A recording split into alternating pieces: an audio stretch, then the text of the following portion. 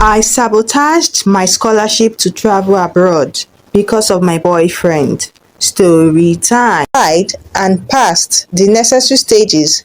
I could continue my law degree in another country. My heart skipped. I was excited. Who wouldn't be?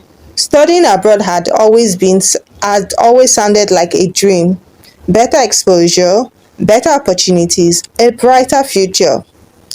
But immediately after the excitement came fear. Applying for the scholarship would mean leaving the country.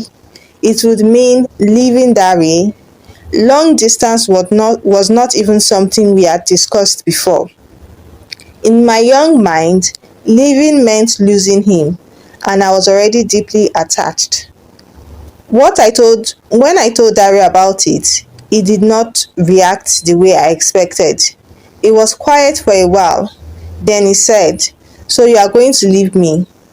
I tried to explain that it was just an opportunity. Nothing was guaranteed yet.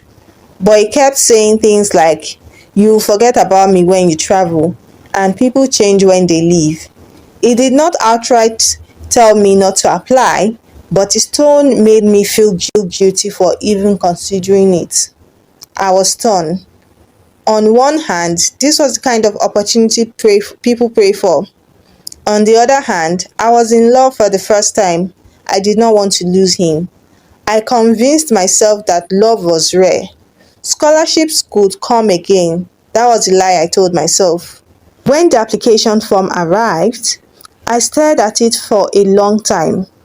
I knew what I was doing when I decided not to fill it correctly. I made careless mistakes. I left important sections incomplete. I submitted it that way.